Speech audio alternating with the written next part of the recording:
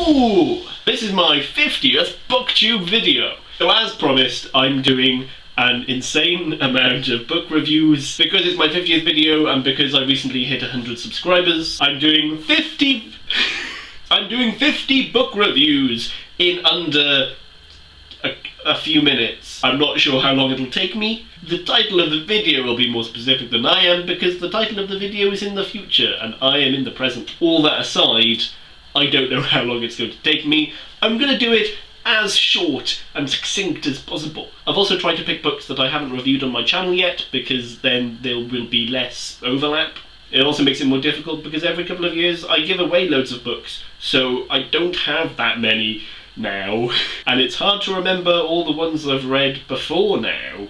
I have coffee, because I will need it. So, 50 book reviews in however many minutes. Tinker Tailor Soldier Spy by John le Carré. Gritty and realistic Cold War espionage with a very typical British flair. It's worth rereading to understand actually what happens. The Hitchhiker's Guide to the Galaxy by Douglas Adams. Funny and imaginative the first time round. On successive readings it kind of feels like the author's trying too hard to be funny. That's right, I said it. It's kind of boring. The Name of the Rose by Umberto Eco. Unexpectedly pleasant medieval whodunit with a fascinating historical backdrop. Better than the Cadfael series. One Corpse Too Many, the second book of the Cadfael series by Ellis Peters. Unexpectedly pleasant medieval whodunit with a fascinating historical backdrop. Also, like The Name of the Rose, about a detective monk. Catch-22. Humorous, character-driven non-story about hypocrisy and paradox in times of war. The Last Hero by Terry Pratchett and Paul Kidby. Adventurous and funny graphic novel about a group of aged barbarians pulling off one last heist. Amazing art. Amazing art.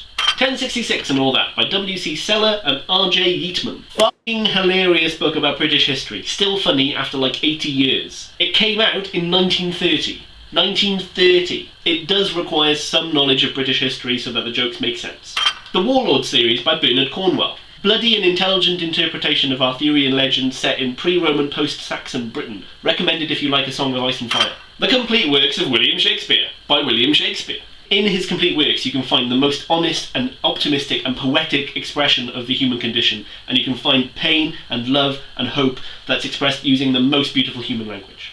A Confusion of Princes by Garth Nix. Exciting but muddled sci-fi from a very impressive author. Falls short of expectations but worth looking at if you like space empires and battles and that sort of thing. Preacher by Garth Ennis and Steve Dillon. Funny, violent, brutal, anti-theistic but amazing line art. Holes by Louis Sachar. Saka.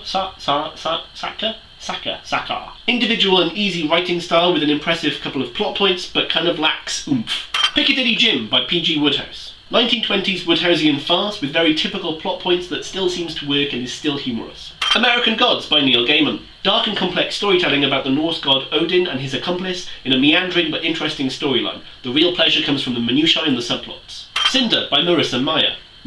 Meyer. Sci-fi retelling of the Cinderella story, which I found quite good but a little flat, like the author was trying far too hard. Vile Bodies by Evelyn Waugh.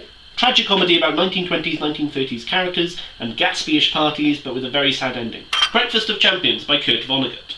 At times surreal and heartbreaking and funny and serious. Postmodernism aside, it's actually a very good and complex study of a mental breakdown. The Long Dark Tea Time of the Soul by Douglas Adams. My favourite Douglas Adams book. Norse mythology meets bumbling British detective, and there's a whole science versus myth thing going on. It's really, really good. Mouse by Art Spiegelman. Heartbreaking and emotive and personal journey about the Holocaust told in a graphic novel form. Really easy to read, but my god does it kick you in the balls. Scott Pilgrim by Brian Lee O'Malley.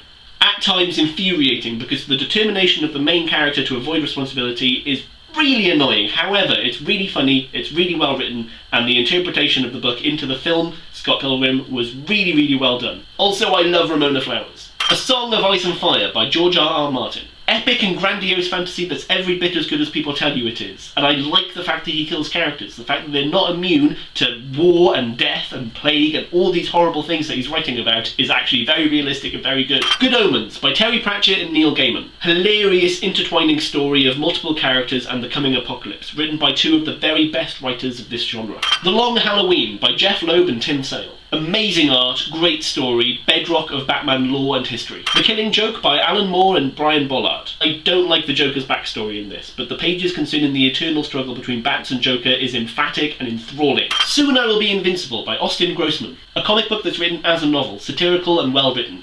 His Dark Materials by Philip Pullman. An An intelligent evolution from children's book to epic fantasy, dealing with biblical themes in a mature and contemplative fashion.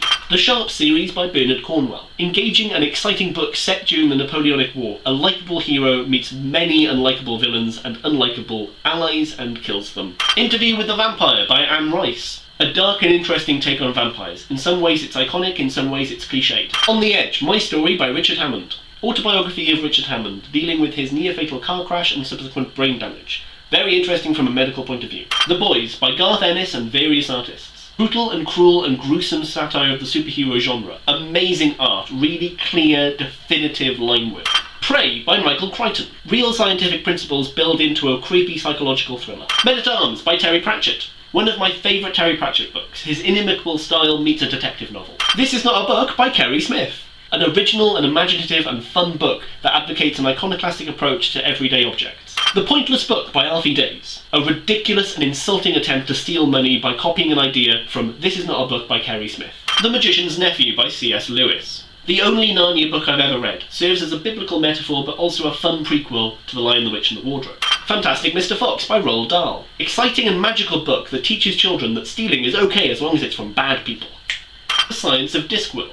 Complex scientific theories easily explained with Terry Pratchett's inimitable style, plus wizards. Origin of Species by Charles Darwin. Worth reading to understand the scientific evidence behind Darwin's ideas of natural selection. Heatwave by Richard Castle. A really good crime novel by a ghostwriter to fit in with the TV show Castle. Not sure if it's just a cash grab though. The Liar by Stephen Fry. A fictionalised version of Stephen Fry does fictionalised things that Stephen Fry has never done. Still quite funny though. The Gunseller by Hugh Laurie. Yeah, that's right, Hugh Laurie. Fat Hugh Laurie. Entertaining action-adventure by Hugh Bloody Laurie. Comes across a little bit as a film script that was adapted into a book. Arguably. Selected essays by Christopher Hitchens. Collection of intelligent but often self-aggrandizing essays. Even though my worldview has drifted away from that put across in these essays, I found them very useful for developing a questioning style. Frankenstein by Mary Shelley. Amazeballs science fictions before science fiction was even a thing. Especially poignant and can be read in a new light considering current technology, including AI and bots and that sort of thing. Harry Potter and the Philosopher's Stone by J.K. Rowling. Imaginative and inspiring book about acceptance, magic and adventure. Harry Potter and the Chamber of Secrets by J.K. Rowling. Fun book about social ostracization, also the dangers of reptiles. Harry Potter and the Prisoner of Azkaban by J.K. Rowling. Harry's adventures continue as he has to pursue justice but also question his own prejudices. Harry Potter and the Goblet of Fire by J.K. Rowling. A story of how the best teachers can sometimes come from the unlikeliest beginnings. Also deals with slave labour and friendship schisms. Harry Potter and the Order of the Phoenix by J.K. Rowling. A small act of rebellion from Harry and his friends leads to the unintentional death of a loved one. Harry Potter and the Half-Blood Prince by J.K. Rowling. Harry deals with grief by taking his schoolwork seriously for the first time in his school career. Harry Potter and the Deathly Hallows by J.K. Rowling. Harry comes to accept his own mortality in a rightly epic end to a great series of books. That was it! 50 book reviews! I am knackered. I'm so pleased with my BookTube channel at the moment and how I've been able to talk and meet some really great people. Everyone who watches these videos and everyone who comments, thank you so much. I really enjoy being part of this community. I am going to have a lie down. Thank you very much for watching.